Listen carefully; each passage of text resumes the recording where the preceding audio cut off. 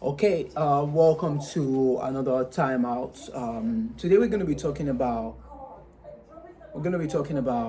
silence is golden. Silence is golden. In another way, you might want to say silence can be golden. So let's say that silence can be golden. Okay. So the question I want to ask us today, or before we get started, is: can silence be golden? That's the question. Can silence be golden, or is silence golden? Very important thing that I want us to ask ourselves: can silence be golden? And I'm going to give us different examples, to actually shows that silence is golden. Silence in the true sense of this is golden. And in another way, we can say that silence can be golden. The first one says silence is golden, which is a statement of facts. Silence is golden. Facts. It's a statement of fact, but is it facts? Is it truth? That's one of the things I want you to answer. And he said it can be. So one of the things is, I remember I read a book titled No Room for Small Dreams. No Room for Small Dreams by Simon Peres. Simon Peres happens to be the former prime minister of Israel. So in 1982-83, this incident happened, and this is the way he wrote it in his autobiography. And he mentioned how the nation of Israel, or some diplomatic members moved, or they were in another African country, and they were going back to Israel. So their plane was hijacked by this terrorist group, colliding with the president of the African nation. So what happened? So they got a message that, the plane has been hijacked and they have Israelis on that plane. So what did they do? Instead of them, the prime minister and the nation of Israel, back home to just relax and feel that, okay, it's a rumor or not something, or be silent about it, they were not silent about it. What they actually did was to go straight to action, to see how they can rescue their citizens. And if we hear about Americans talking about we don't negotiate with terrorists, where that came from was actually from the people of Israel, when they said they would never negotiate with terrorists. So that's one incident that shows that silence is not golden. Because if silence was golden, they would have waited and ugly things would have actually happened. Another incident that happened is a few years ago in the country of Nigeria, where we heard about some girls were being kidnapped from their school and taken to outside Nigeria. And they called them the Chibok girls. So when that incident happened, it got to the president. And the president did not really do anything about it. Not even really did not do anything. He didn't do anything about it at all.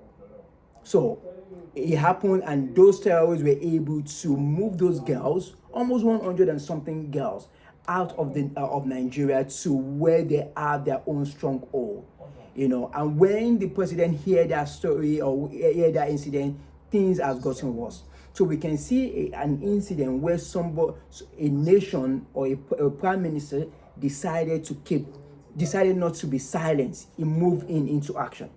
And we see another incident where the president kept quiet, did not say anything, and things went ugly from there. So we can see that there are incidents where silence can be golden, and there are also incidents where silence is not golden. Hope you follow me now. Another incident that I also want us to look at is the incident of Jesus Christ. So we remember the Pharisees who came to Jesus Christ, and they brought this lady who was caught in adultery to Jesus Christ. And they told him that, hey, this lady was caught in the act of adultery. What should we do? And silence played a very crucial role here, where Jesus Christ just bent down and was just writing something on the ground. Just imagine if he just came out immediately and just talked hey, this is what you should do, they would have caught him. They are looking for a loophole for him to be able to quote his word, and that his word will go against it. And he told them something. After a period of silence, he told them something. He said, if any one of you have not committed or any sin, should be the first to throw that stone. After a period of silence. And none of them were able to do anything, and they just left. Another incident that happened, it's in the life of David. David was anointed to be the king. When he was 17 years old, he was anointed to be the king.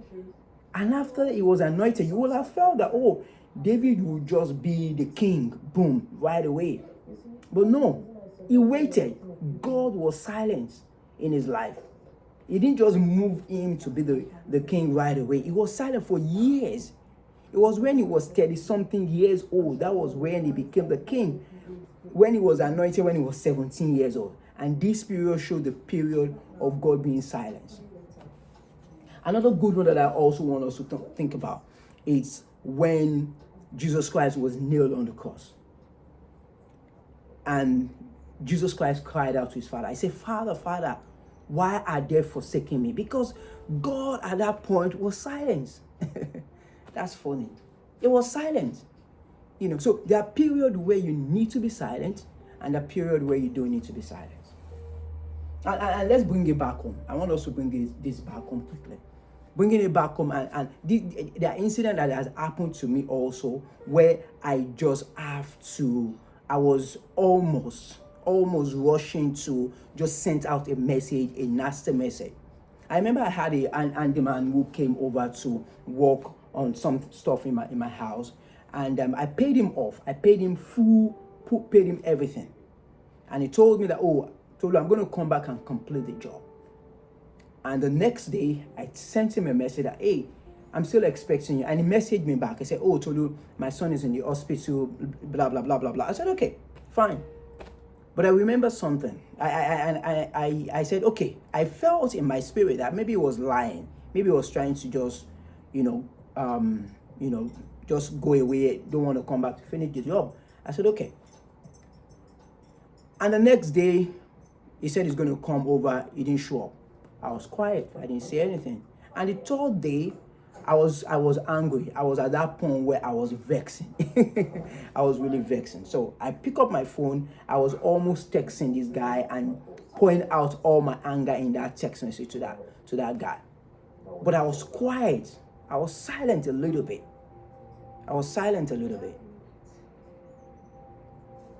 And the Spirit, which I call the Holy Spirit, just told me, I told you, do you need to send this message? Just ask him, how is your son? That's all. And I text him. I said, how is your son doing? And immediately he responded back to me. He said, he sent a picture of his son in the hospital. And he said, this is the reason why he has not been able to come over to finish up the job. So silence can be golden, and silence sometimes is not golden. There are times that you need to speak up, and there are times that you don't need to speak up. There are times that you should be quick to hear what people are saying, and there are times that you should just be reluctant in expressing yourself back. My grandmother would always tell me something. She said, the reason why God gave us 2 ears is so that we can hear very well, and give us 1 mouth so that we can talk less.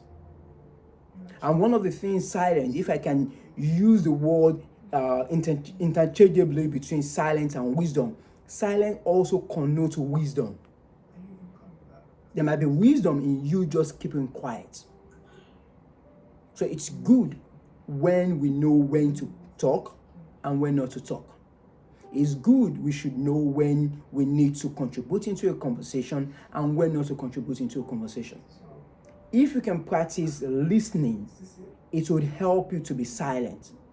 And there are meetings where I have been to that I just decided not to just say anything. Not because I don't know what to say, but because I want to learn.